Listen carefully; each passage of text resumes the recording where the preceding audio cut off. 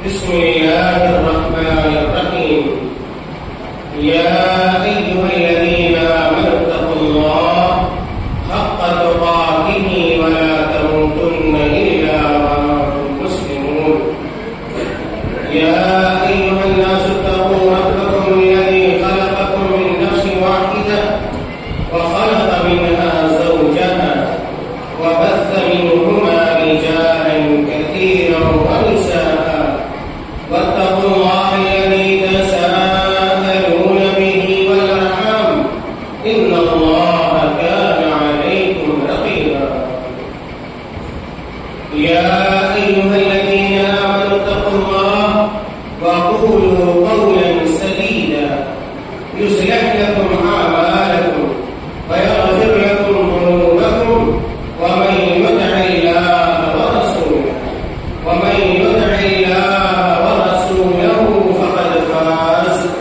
فقد فاز فوزا عظيما.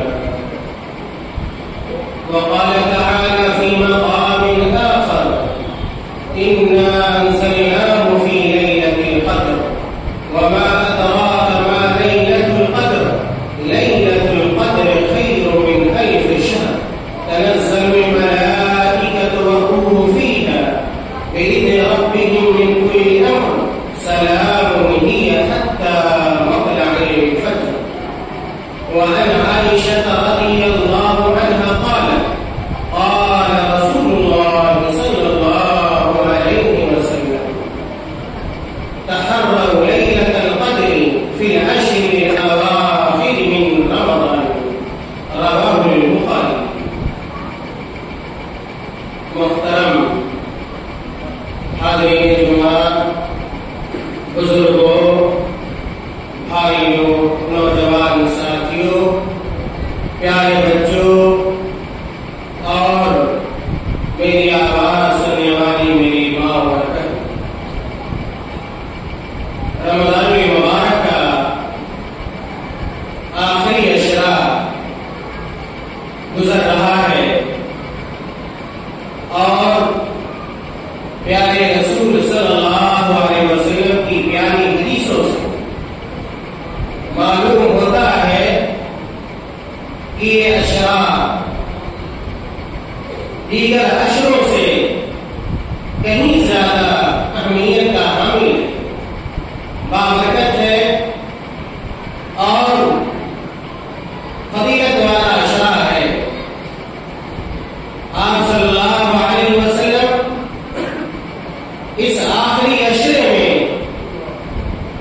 سابقہ عشروں سے کہیں زیادہ اللہ رب العزت کی عبادت و بندگی کیا کرتے تھے۔ آپ صلی اللہ علیہ وسلم کی عبادت میں، آپ صلی اللہ علیہ وسلم کی اطاعت گزاری میں، آپ صلی اللہ علیہ وسلم کی نوافل کی اہتمام گزاری میں، آپ صلی اللہ علیہ وسلم کے قرآن کی تلاوت کرنے میں، آپ صلی اللہ علیہ وسلم کے صدقات و خیرات کے دینے میں، آپ صلی اللہ علیہ وسلم کی غمگساری میں اور فقراء نوازی میں کہیں زیادہ اضافہ ہو جایا کرتا تھا۔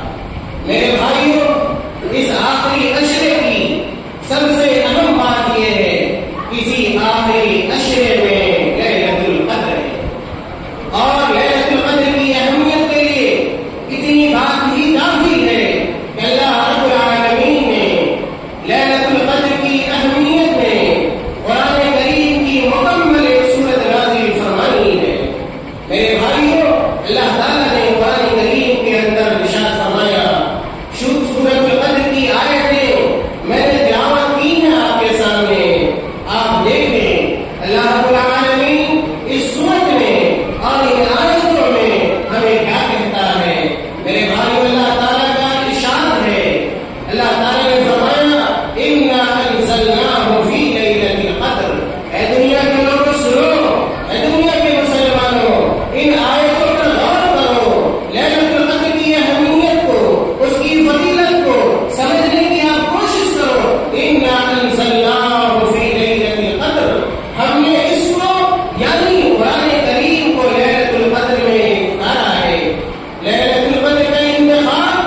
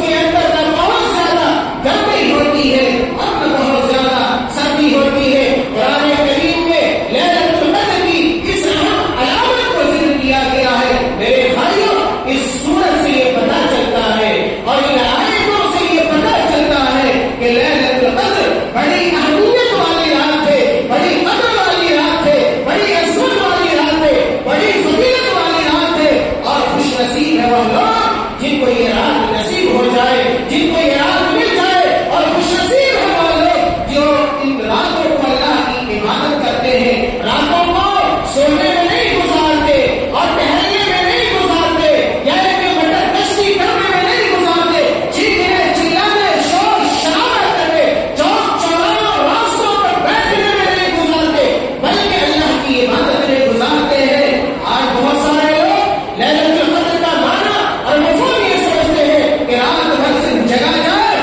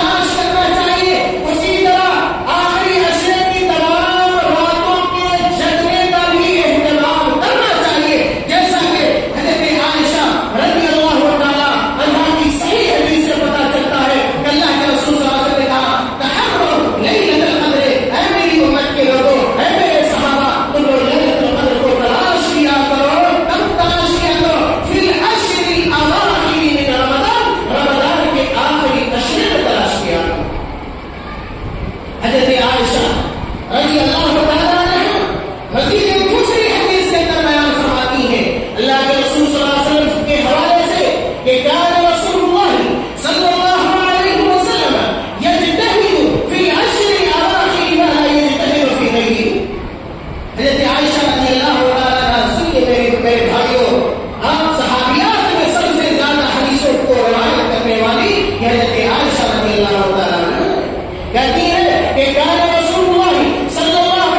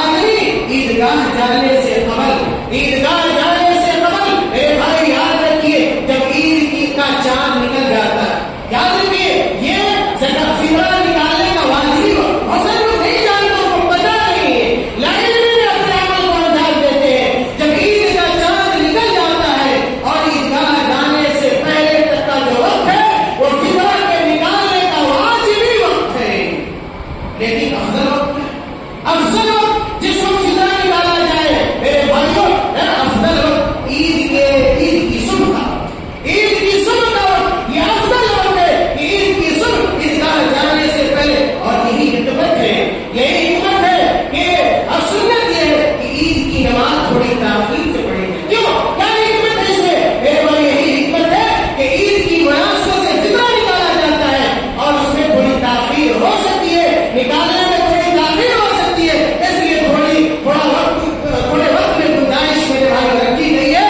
اور اگر کوئی آدمی اگر ایک دن پہلے عید کے یا 2 دن پہلے نکال دیتا ہے تو یہ وقت جواز ہے، جائز ہے، نکالا جا سکتا ہے. لیکن بہتر وقت عید کی صبح کا وقت ہے. بعض صحابہ کرام عید سے 1 دن پہلے یا 2 دن پہلے فطرہ نکال دیا کرتے تھے میرے بھائیوں. اور ہر فطرے میں ایک ساتھ اللہ نکالا جائے، ایک ساتھ. بہت سارے مسائل ہیں لیکن وقت اجازت نہیں دیتا کہ مزید باتیں، مزید مسائل اور احکام آپ کے سامنے ذکر کیے جائیں. کہ کوئی بھی غلہ کھانے پینے کے لیے جو بھی غلہ استعمال ہوتا ہے میرے بھائیوں، اس غلے کو آپ فطرے میں نکال سکتے ہیں. اور جو نکالیں گے آپ کیا ہے، ایک ساتھ نکالیں گے. حدیث میں نے پڑھی حضرت عبداللہ ابن عمر کی، اسی طرح ابو سعید خدری رضی اللہ تعالیٰ کی حدیث ہے، حضرت عبداللہ ابن عباس رضی اللہ تعالیٰ عنہ کی حدیث ہے. اور بعض حدیثوں سے بعض اجناس کی تفصیل بھی معلوم ہوتی ہے. جیسا کہ اللہ کے رسول صلی اللہ علیہ وسلم نے کہا کہ یہ جو کھجور ہے، کھجور سے ایک ساتھ نکالا جائے، جو سے ایک ساتھ نکالا جائے. ایک مرتبہ حضرت معاویہ رضی اللہ تعالیٰ عنہ نے اپنے دور حکومت میں، دور خلافت میں کہا کہ آدھا سا گیہوں 1 سال کھجور کے برابر ہوتا ہے، اور لاگو کرنے کی کوشش کی. میرے بھائیوں اور صحابہ کرام ناراض ہوئے، خاص طور سے ابو سعید خدری رضی اللہ تعالیٰ عنہ جان میں آ گئے اور کہا کہ میں اللہ کے رسول صلی اللہ علیہ وسلم کے زمانے میں بھی ان اجناس سے 1 سال دیا کرتا تھا، اور جب تک میں زندہ رہوں گا، باحیات رہوں گا، 1 سال دیتا رہوں گا. میرے بھائیوں اللہ اور اللہ یاد رکھیے، 1 سال دیا جائے گا. اور 1 سال اس زمانے میں الگ الگ لوگوں نے اس کی مقدار بتلائی ہے، لیکن یہ کہ 2.5 سے 3 کلو اس کا وزن ہوتا ہے. ہر آدمی اپنی طرف سے 2.5 کلو یعنی کہ 3 کلو ہر گلا حیوان دے سکتا ہے میرے بھائیوں. اور اسی طرح کہ اس کا مستحق یاد رکھیے، یہ فقراء مساکین، یہ کہاں بانٹا جائے گا، کہاں تقسیم کیا جائے گا میرے بھائیوں، فطرہ کو یاد رکھیے. اللہ کے رسول صلی اللہ علیہ وسلم کی حدیث کے مطابق پتہ چلتا ہے کہ بعض لوگوں نے یہ کہا کہ جو واجبی صدقہ، جو 8 مصارف ہے اس میں خرچ کیا جائے گا، لیکن یہ صحیح بات نہیں ہے. صحیح بات یہ ہے کہ فطرہ کے مستحقین صرف اور صرف میرے بھائیوں یہ فقراء اور مساکین ہیں. میرے بھائی اللہ تعالیٰ سے دعا کریں، اللہ تعالیٰ ہمیں اور آپ کو نیک عمل کی توفیق عطا فرما دے. اللہ تعالیٰ جب تک ہمیں اس دنیا کے اندر زندہ رکھے، کتاب و سنت کا داعی اور سپاہی بنا کر زندہ رکھے، اور جب تک ہمیں زندہ رکھے ایمان کا قائم و دائم رکھے، اور جب ہمارا خاتمہ ہو ایمان کرو. اور اللہ تعالیٰ اس آخری عشرے سے زیادہ ہمیں اور آپ کو ہم مستفید ہونے، فائدہ اٹھانے کی توفیق عطا فرمائے. اللہ تعالیٰ ہمارے روزے کو قبول فرما لے، اللہ تعالیٰ ہماری نمازوں کو قبول فرما لے، اللہ تعالیٰ ہماری تراویح کو قبول فرما لے، اللہ تعالیٰ ہمارے صدقات و خیرات کو قبول فرما لے. اللہ تعالیٰ ہمیں ہر چھوٹی بڑی نیکی کو انجام دینے کی توفیق عطا فرما دے. اللہ تعالیٰ ہمیں اسلام پر زندہ رکھے اور اسلام ہی پر ہمارا خاتمہ ہو. آمین. وآخر دعوانا ان الحمد للہ رب العالمین.